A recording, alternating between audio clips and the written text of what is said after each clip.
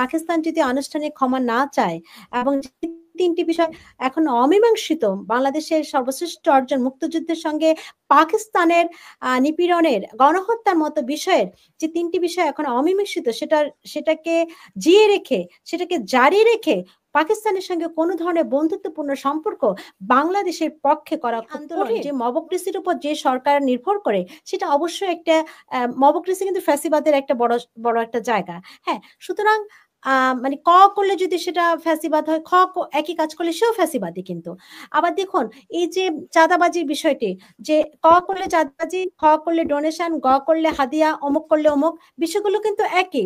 আমরা যে নামে সেটাকে ডাকি না, আপনার আওয়ামী লীগ যা যা করছে সেগুলোকে অনুসরণ করে করছে একেবারেই সেগুলো। সুতরাং আপনার তো মুখে মুখে বললে হবে না যে এটা আমরা আন্দোলন, জুলাই আন্দোলন, এগুলো কিন্তু কোনো কাজের কথা নয়। বড় গোলটা আমরা দেখছি যে সরকার যা যা করছে সেটা একেবারে জনবিরোধী, সেটা একেবারে দেশ বিরোধী, সেটা একেবারে দেশের অস্তিত্ব। গুরুত্বপূর্ণ যে জায়গাটা সেটা হলো আসলে ঝুঁকে যাওয়া। এগুলো তো আসলে রাজনৈতিক, যে আসলে এখন আমেরিকা আসলে কি চাচ্ছে, মানে এখন প্রধান উপদেষ্টা অধ্যাপক মোহাম্মদ ইউনূস কি করছে? উনি করছেন যে আমেরিকা যা চাচ্ছে উনি তাই করছেন। তা না হলে বন্দর, আপনার করিডোর, এই আলাপগুলো আসতোই না। এবং এই যে একটা আজকে আমরা জানলাম যে বিভিন্ন স্থলবন্দর এগুলো কিন্তু বেসরকারি জায়গায় দিয়ে দেওয়া হচ্ছে। এই যে বিষয়গুলো জনগণের মতামতকে কোনো তোয়াক্কা করছে না। তো তোয়াক্কা করছে না কার স্বার্থে করছে না? বিদেশি প্রভুদের স্বার্থে করছে না। এখন যে আমেরিকানরা চাচ্ছে তাই করছে না। এই যে এখন এই ঝোঁকাঝুঁকির যে বিষয়টি, সেটা আসলে মূলত যে আমেরিকা কখন কাকে শায়েস্তা করবে, কখন কাকে তাকে দরকার হবে সেটার প্রতি নির্ভর করছে।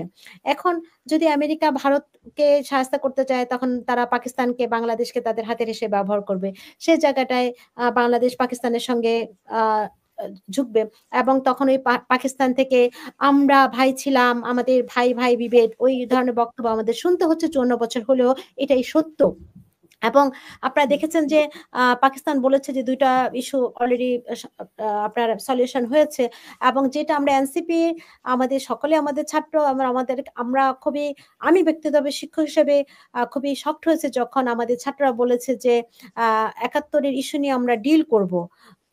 সো এই ব্যর্থতা আমারও নিশ্চয়ই শিক্ষক হিসেবে, যে কিভাবে একটা প্রজন্মের কাছে 71 একটা ডিল এবং ইস্যু হয়ে যায়, এবং যে ওরা বলছে দুটো বিষয় অলরেডি সলভ হয়েছে, কিন্তু আমরা দেখেছি মুক্তিযুদ্ধ সরওয়ার আলী স্পষ্টত লিখেছেন যে 3টি বিষয় এখনো সলভ হয়নি। পাকিস্তান মানে আনুষ্ঠানিকভাবে রাষ্ট্র হিসেবে বাংলাদেশের কাছে ক্ষমা চায়নি, যে নিপীড়নে এবং এত মানুষকে হত্যা, গণহত্যা, নির্যাতন, নারী নিপীড়ন, সকল কিছুর জন্য পাকিস্তান আনুষ্ঠানিকভাবে দেশ হিসেবে ক্ষমা চায়নি। এবং যে সম্পদের বিষয় আসায় যে আমাদের প্রাপ্যতা, সেটা বিষয়ে এখন পর্যন্ত কোনো কথা বলেনি। সুতরাং যে যে আসলে নিপীড়নের অভিজ্ঞতা তেমন একটি অভিজ্ঞতা যেটি আসলে ভোলা যে কোনো মানুষের জন্য কঠিন। এবং মুক্তিযুদ্ধ বাংলাদেশের মানুষ, আমি মনে করি এখন পর্যন্ত সর্বশ্রেষ্ঠ অর্জন। এবং একটি স্বাধীন দেশে নানা রকমের অভ্যুত্থান হতে পারে, নানা সময় হতে পারে, কারণ গণতন্ত্রের যে ধারাবাহিকতা, মানুষ নানাভাবে আসলে অসহিষ্ণু হতে পারে, এবং সেটা বাংলাদেশেও হয়েছে, পৃথিবীর বিভিন্ন দেশেও হয়, কিন্তু কোনোভাবেই সেটি জন্মের যে আপনার ইতিহাস, সেটাকে কখনো উপেক্ষা করে নয়। এখন ধরুন যে বিষয়টি ঘটছে, যে এখন আসলে বাংলাদেশের রাজনীতিবিদরা কি চাচ্ছে সেটার চেয়ে বড় কথা, মানে জনগণ কি এবং হয়েছে বলেই নির্বাচনে জনগণ প্রতারিত বোধ করেছে। তারা নির্বাচনে তাদের মৌলিক অধিকার, ভোটের মতো মৌলিক অধিকার সেটি প্রয়োগ করতে পারেনি, এবং সেটি খেসারত কিন্তু আওয়ামী লীগকে দিতে হয়েছে। এবং এই সরকার মনে করছে তারা অন্তর্বর্তীকালীন সরকার, তারা হয়তো সেরকম জনসমর্থন তাদের না লাগলেও হবে, কারণ আমি একটি আমি আমার কলমে স্পষ্ট লিখেছি যে এই সরকার বিষয়ে একটি অভিযোগ বলবো না, একটি কথা প্রথম থেকেই চাউর আছে, যে সরকারকে আসলে নিয়োগকর্তা হলো এক ধরনের বাইরের সমর্থন, নিয়োগকর্তা বলবো না, বাইরের সমর্থনে এই সরকারের প্রতি আছে প্রথম থেকেই। সুতরাং এই সরকার সেই জন্য হয়তো একটা দায়বদ্ধ আছে যে যারা তাদের সমর্থন দিচ্ছে তাকে তার কিছু পারপাস সার্ভ করা। তো সেই জায়গাটা আসলে জনগণ উপেক্ষিত তো হচ্ছেই। সেই জায়গায় যে আপনি যেটা বললেন, কেন আমরা পাকিস্তানের প্রতি ঝুঁকে যাচ্ছি, এই পাকিস্তানের প্রতি ঝুঁকে যাওয়া অত্যন্ত ঝুঁকিপূর্ণ বিভিন্ন জায়গা থেকে। একটি তো হলো আমাদের যে মূল্যবোধ, বাংলাদেশ রাষ্ট্রটি আসলে বহু জায়গা থেকে অনেক, অনেক বেশি সেকুলার এবং আমরা যেটাকে একাডেমিক ভাষায় বলি রাজনৈতিক কারণে পাকিস্তানের সাথে আসলে আমাদের একটা ভালো রিলেশন, এত বছর পরে হলেও একটা ভালো রিলেশন হওয়া উচিত। তো সেই জায়গা থেকে আপনি কি বলবেন? একটা হলো দেখুন, ভালো রিলেশন আর কূটনৈতিক সম্পর্ক কিন্তু এক কথা নয়। পাকিস্তান কখনোই আমাদের বন্ধু রাষ্ট্র নয়। কূটনৈতিক সম্পর্ক থাকতে পারে একটি প্রতিবেশী রাষ্ট্র হিসেবে, বিভিন্ন একটা সার্কভুক্ত রাষ্ট্র হিসেবে কূটনৈতিক সম্পর্ক তো থাকতেই পারে। হ্যাঁ? এবং সেটি পাকিস্তানের সঙ্গে আমাদের, পাকিস্তান যদি আনুষ্ঠানিক ক্ষমা না চায় এবং ৩টি বিষয় এখন অমীমাংসিত, বাংলাদেশের সর্বশ্রেষ্ঠ অর্জন মুক্তিযুদ্ধের সঙ্গে পাকিস্তানের নিপীড়নের, গণহত্যার মতো বিষয়ের যে ৩টি বিষয় এখন অমীমাংসিত, সেটাকে জিইয়ে রেখে, সেটাকে জারি রেখে পাকিস্তানের সঙ্গে কোনো ধরনের বন্ধুত্বপূর্ণ সম্পর্ক বাংলাদেশের পক্ষে করা খুব কঠিন নৈতিকভাবে।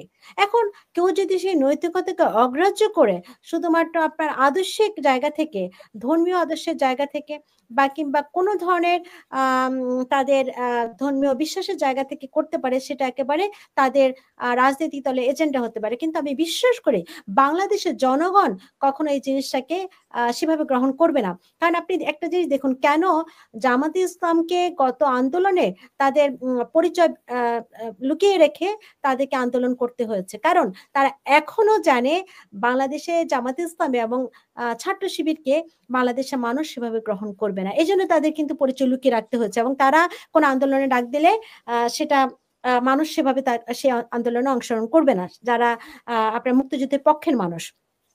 তো সেই জায়গা থেকে আমি মনে করি না যে যতই বাংলাদেশ পাকিস্তান দিকে ঝুঁকে যাক, সেটি খুব স্বল্প মেয়াদী হতে পারে, কিন্তু দীর্ঘমেয়াদী আপনার একটা হলো যে ইন্ডিয়া আমাদের প্রতিবেশী রাষ্ট্র, আমাদের ভূখণ্ডটা এমনভাবে ইন্ডিয়ার সঙ্গে জড়িত যেটা আসলে আমরা কোনোভাবেই সেটাকে অ্যাভয়েড করার সুযোগ নেই। এবং ইন্ডিয়ার আধিপত্যবাদীর বিরুদ্ধে আমরা কথা বলবো, কিন্তু কখনো অ্যান্টি ইন্ডিয়া অবস্থান বাংলাদেশের পক্ষে নেওয়াটা খুব কঠিন, কারণ আমরা চারপাশে ভৌগোলিক কারণে ইন্ডিয়ার সঙ্গে আমাদের সম্পর্ক আছে।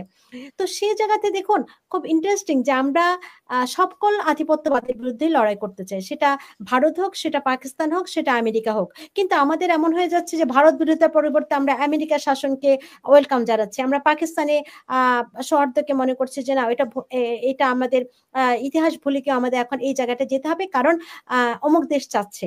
তো এই যে বিষয়গুলো আসলে সেটাও কিন্তু আধিপত্যবাদ।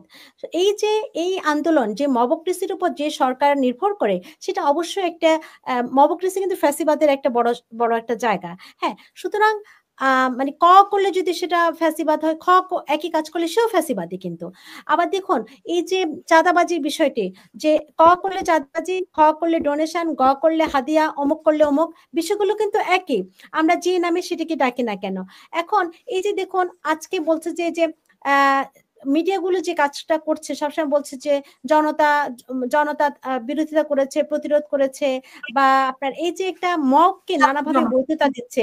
হ্যাঁ, কখনো প্রথমে বলা হয়েছে যে অপারেশন ডেভিল হান্ট, তারপরে বলেছে যে এটা জনরোষ, তারপর বলছে প্রেশার গ্রুপ, তারপর বলেছে তৌহিদি জনতা, এখন বলছে যে একদল মানুষ এসে অতর্কিতে এসে তাদের এটা ভাঙচুর করে।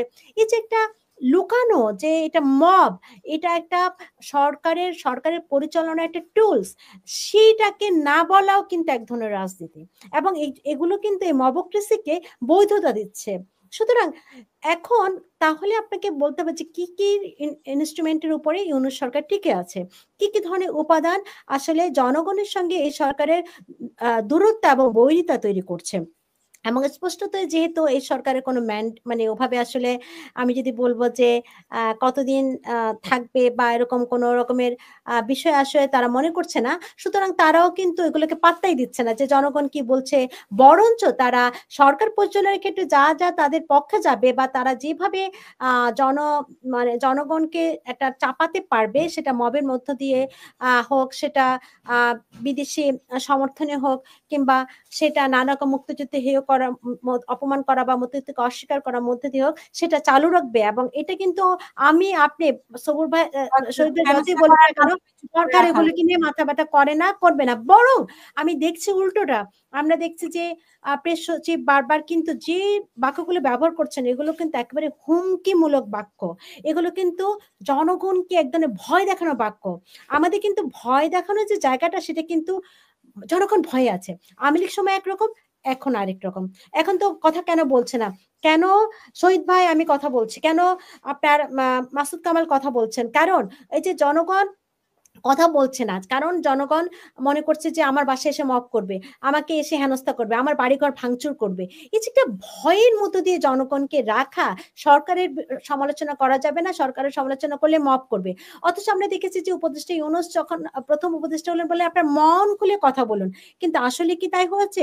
আমরা দেখেছি কেন বিভূরঞ্জন সরকার আত্মহত্যা করলেন, কারণ তাকে চাপ প্রয়োগ করা হলো একজন তার পত্রিকা থেকে একটি লেখা তুলে নেওয়ার জন্য।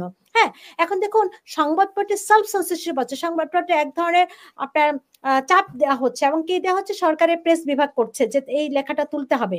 হ্যাঁ, তো এই যে আপনার আজকে একটা অনুষ্ঠান করা হচ্ছে, আপনার পছন্দ না হলে আপনি আরেকটা অনুষ্ঠান করুন, কিন্তু কাউকে মব করে হেনস্থা করে তাকে নিপীড়ন করে শারীরিকভাবে লাঞ্ছনা করে আপনার কোনোভাবে আপনার সরকারকে সমর্থন দেওয়া যাবে না। সুতরাং আপনাকে এই জায়গাটায় আসতে হবে যে সরকার বারবার কিন্তু মুখে মুখে আওয়ামী লীগের বিরোধিতা করছে, কিন্তু যে কাজগুলো সরকার করছে একেবারে আপনার আওয়ামী লীগ যা যা করছে সেগুলোকে অনুসরণ করে করছে একেবারেই সেগুলো।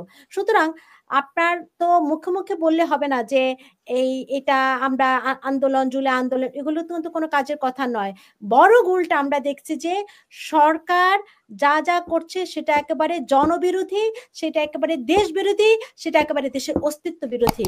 সুতরাং আমাদেরকে এই কথাগুলো বলতে হবে, স্পষ্টভাবেই বলতে হবে, এবং এটা আমার কাছে মনে হয় যে ভয়হীন ভাবে বলতে হবে।